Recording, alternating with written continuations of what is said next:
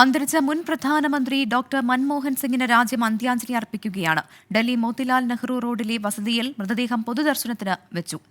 നാളെ രാവിലെ ഔദ്യോഗിക ബഹുമതികളോടെയാണ് സംസ്കാരം. പുതുകാലത്തേക്ക് നയിച്ച ദീർഘദർശിയായ ഭരണാധികാരിക്ക് രാജ്യം വിട ചൊല്ലുകയാണ്. ഡൽഹി മോത്തിലാൽ നെഹ്റു റോഡിലെ വസതിയിലാണ് ഡോക്ടർ മൻമോഹൻ സിംഗിന്റെ മൃതദേഹം പൊതുദർശനത്തിന് വെച്ചിരിക്കുന്നത്.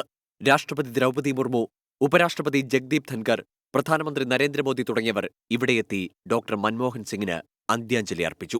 पूर्व प्रधानमंत्री डॉक्टर मनमोहन सिंह जी के निधन ने हम सभी के हृदय को गहरी पीड़ा पहुंचाई है।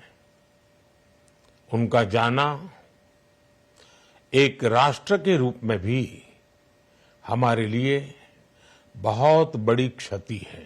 കോൺഗ്രസ് നേതൃത്വവും ഡോക്ടർ മൻമോഹൻ സിംഗിന് അന്ത്യാദരമർപ്പിച്ചു. എഐസിസി അധ്യക്ഷൻ മല്ലികാർജ്ജുൻ ഖാർഗെ, സോണിയാഗാന്ധി, രാഹുൽ ഗാന്ധി, പ്രിയങ്ക ഗാന്ധി തുടങ്ങിയ കോൺഗ്രസ് നേതാക്കൾ പ്രിയ നേതാവിന് വിട ചൊല്ലാനെത്തി. വിവിധ സംസ്ഥാനങ്ങളിലെ മുഖ്യമന്ത്രിമാരും രാഷ്ട്രീയ നേതാക്കളും മോത്തിലാൽ നെഹ്റു റോഡിലെ വസതിയിലെത്തി. ലോക നേതാക്കളും ഡോക്ടർ മൻമോഹൻ സിംഗിന്റെ വേർപാടിൽ അനുശോചനമറിയിച്ചു.